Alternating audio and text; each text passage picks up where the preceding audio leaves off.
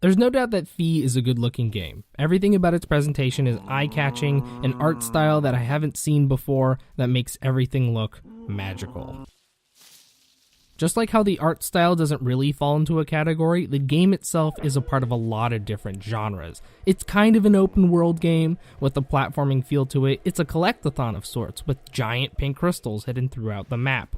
It's a stealth game where you hide from the gazes of Cyclops, deemed the Silent Ones.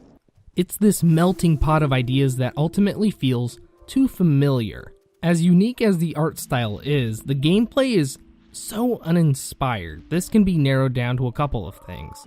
Though the game is presented as an open world game, it is very linear in nature. Yes, you can go a completely opposite direction than where the game wants you to go, but you might not have the abilities you need to do so. There are many areas in the game where a specific ability is needed to progress. So think about the game as a hub area with tunnels in every direction. You can only go down each tunnel if you have the right ability to open a door. This is an example. There are no doors that you have to unlock with abilities in this game.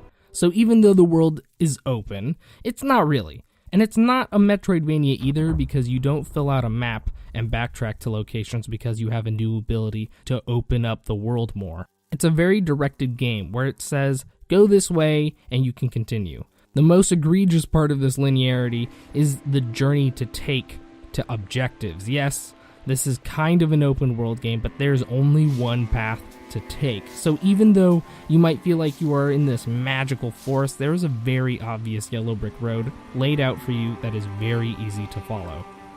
Another reason why this game isn't that satisfying is because how monotonous it feels. Since the game puts you on that yellow brick road, there is no creativity that goes into progressing through the game. You do the same things over and over until you reach the goal.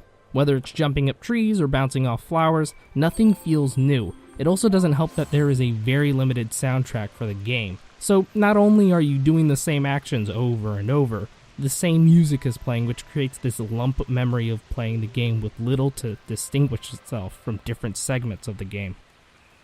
I should be clear that the game is not bad. It's just not mind-blowing. You've seen and done all these things before, and that's what makes it boring. I remember back in 2016 when a lot of games like this were coming out. Stuff with great visuals and promise that ended up having no real gameplay. Yes, this game has gameplay, but it's not that compelling. It almost makes sense that this game was first shown off in 2016.